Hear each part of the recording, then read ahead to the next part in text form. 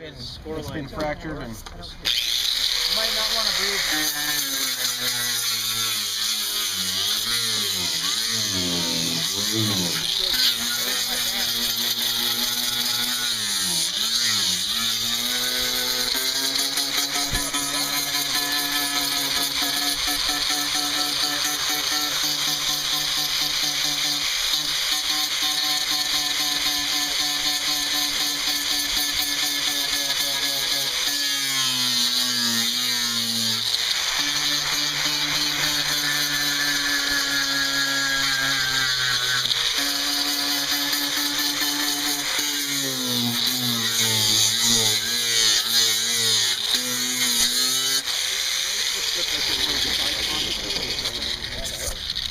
You gotta get rid of the gel coat, see what's underneath.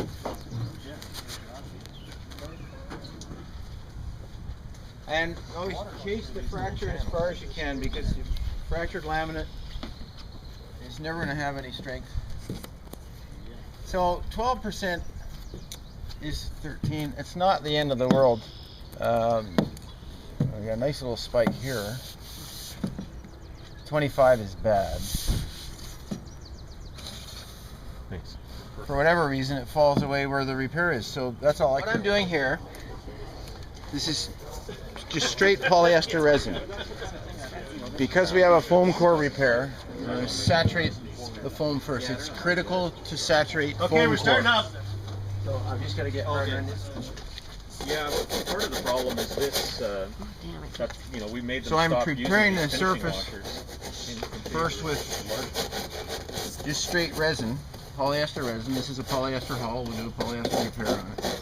If you put a repair material straight on top of the foam's not soaked in the resin. It's critical to have resin soaked into. Even those scribe lines in the foam, when they manufacture it, that's intended to soak up resin. So you're using catalyzed resin with no pipe. So this next stage, I'm putting a structural filler in it. It's already got fiber mixed in it. So this is going to bulk out the repair and replace where all the where the impact damage has crushed the. This is all polyester and fiber. So you wouldn't bother putting any mat or anything into that? That's next step. Oh, okay. But right now, that's so cobbly and rough. You're not going to get good structural material to lay on it. So this will soften that all out, and it is very strong. This will also do a demonstration of a larger hull deck joint system. Make it as good as it used to. So now I've got a pre-mixed mash of polyester resin and milled fibers. So now I've softened out the repair. If you were really desperate, you're at the Albacore Worlds and you're racing tomorrow, you could trowel this stuff on and put it back in water, let it cure, and away you go. But we're going to make it a little bit better than that. So that's marine Bondo, kind of? Yes, it's all that's. Bondo is an evil word. Bondo is full of talc as its filler, which is not waterproof, and it shouldn't be allowed anywhere near a boat. It absorbs water. So this is polyester resin, polyester hardener, and composite filler. Yep. You can see the fibers in it. Is this something you made up yourself? I buy it pre-made. It's easier, quicker, cheaper. You get it at Noah's? Yep. So now I've softened the area out, bulked it a bit, and now I can put laminate on top of that, and it'll make a really nice repair. There's no point with it with a small. No, I can lay it right over top of that. It will get hot in the middle when you start bulking it out too much, but we don't have high temperature today. Hardener, I use maybe 5 or 6 drops of hardener for an ounce of this material. And now, it doesn't take much hardener to make this stuff go.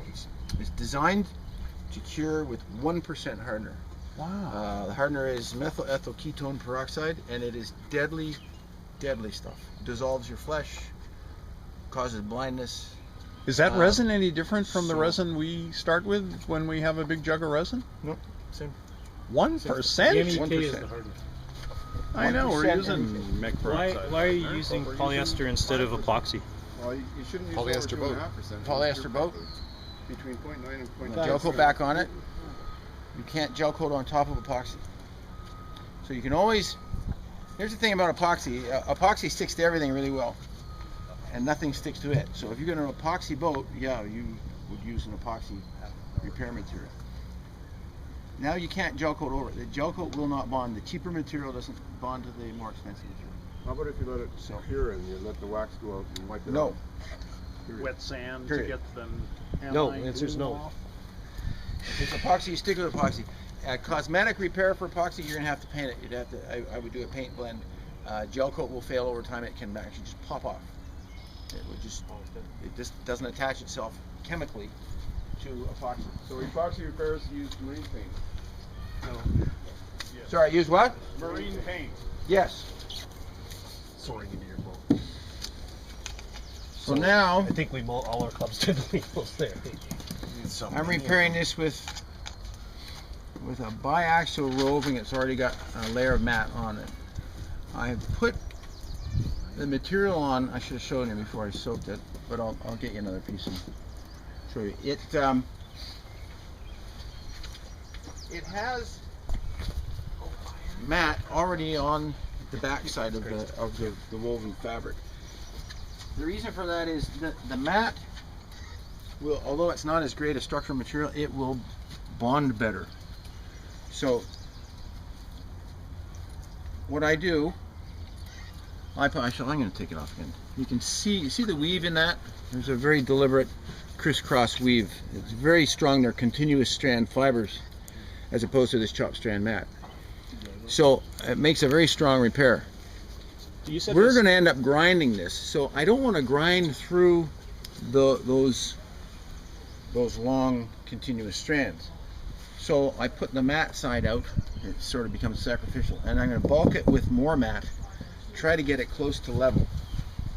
After it cures, and I'll grind it, get it as smooth as I can, and then we'll put some fairing compound on it and So those make it knot invisible. fibers are random, Yes. and so it's. So this is called chopped strand mat. This is the weakest form of fiberglass material. It's a great bulker. Typically, you would in manufacture you would use a layer of roving, a layer of matte, layer of roving. So the matte becomes the binder that holds the roving together. If you stack straight roving, I'll get you another sample that I can show you. Now here's a little cut off of the material. Pretty thick in materials. Extremely strong. You know, the fibers are all oriented. But if you put two layers face to face, there's not much to bond them together. You've got to really soak it with resin. You don't want to have too much resin in it. So that's why they put stitch mat on it. You don't want it. You've already got fiberglass chopped strand mat laminated onto it, so you can lay one right on top of the other on top of the other. So you've got this binding layer. Sorry, what's stitch mat? The fiberglass chopped strand mat is actually stitched onto it. So it's cross it strand saves and in the not old woven. days when they didn't have this. In 1978 was when I was at CS Yachts. You didn't have this. You had a roll of roving that was just this. Yeah. You put that on, and then separate step you put the mat on, and I use the stitch tape. It's wonderful. That's, Yeah. Well, I've got a huge. Get the air out. This also lets you shape it. It helps you level it a bit. And as the laminate saturates, you can clearly see anywhere that you've left air in, and just keep working it. Don't press it too hard because you'll force the resin out. And you can see just by sort of guesstimating what you need, and by cheating where I used the first step, that structural filler, got it all leveled. So nice. Now I have very little fairing to do on that. I can just, when that's cured, I can abrade that, get rid of all this.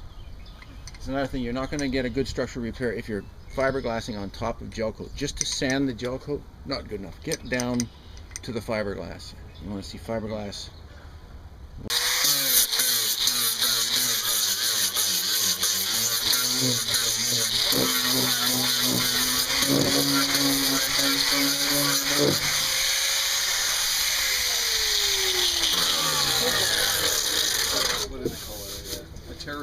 So that's now ready for final fairing. The idea being you've filled it as much as you can with the structural material. You don't want to fill up the You guys are going to talk. It's really hard to hear. but So you don't want it crowd either, because then you never get it perfectly smooth.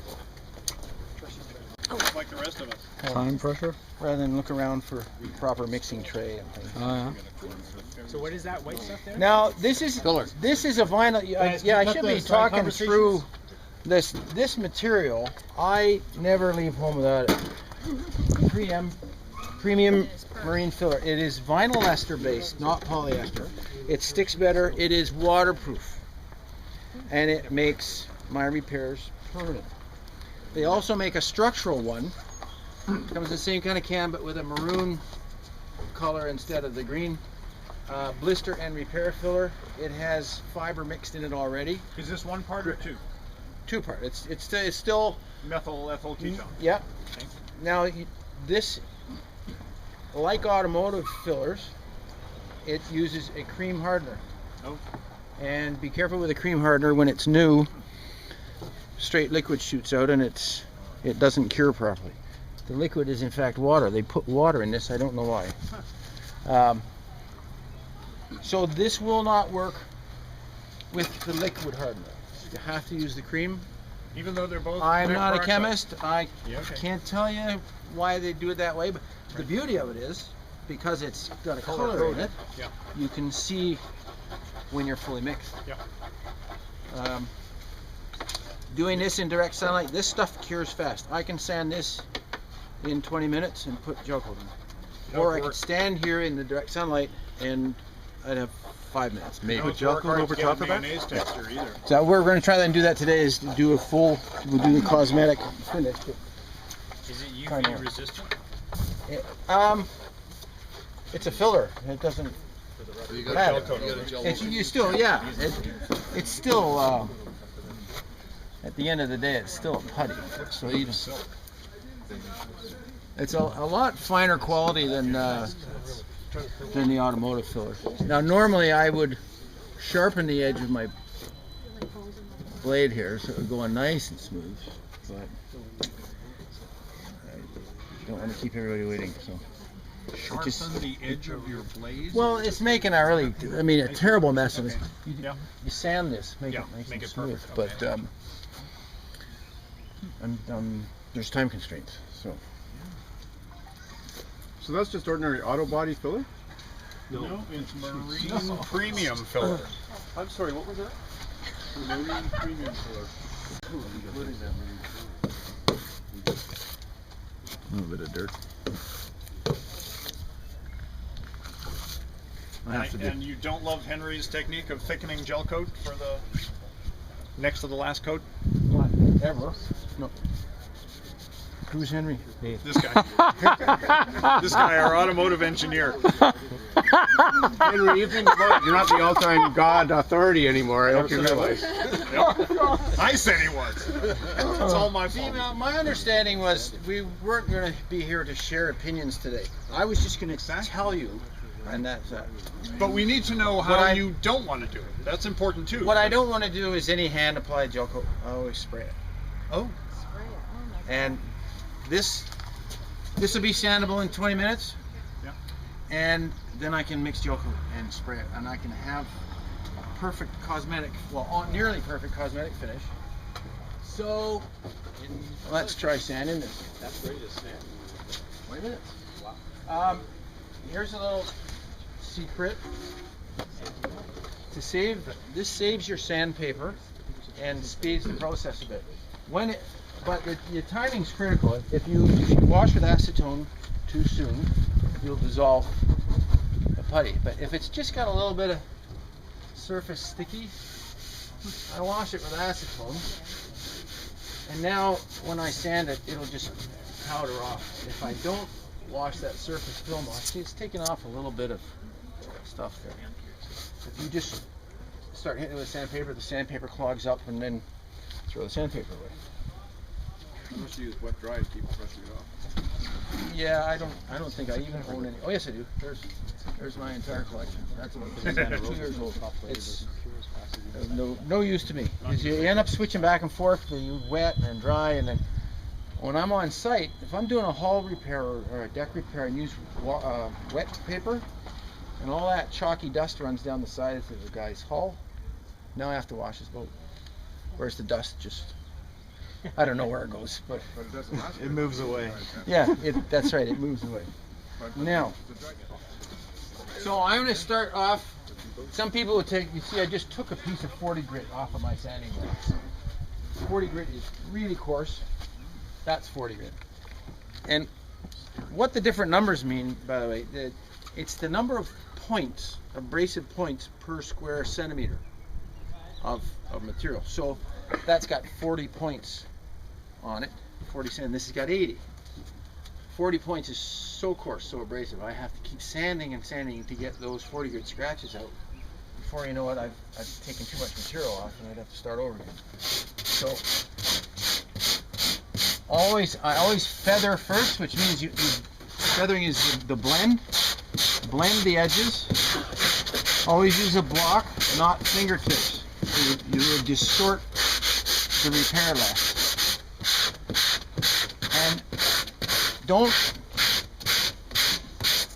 try to keep the repair too small. If you concentrate, just keep scrubbing on one little area, you're going to get a distorted wobble. It's not going to be aesthetically pleasing. The reason I feather first is if I concentrate on the main shape and get it right, then I feather. Now I've over sanded the main repair area. Normally, I would be using a longer sanding board, but this is just a beat up old albacore. So, and of course, the longer sanding board, it's going to make the finished repair that much larger. So,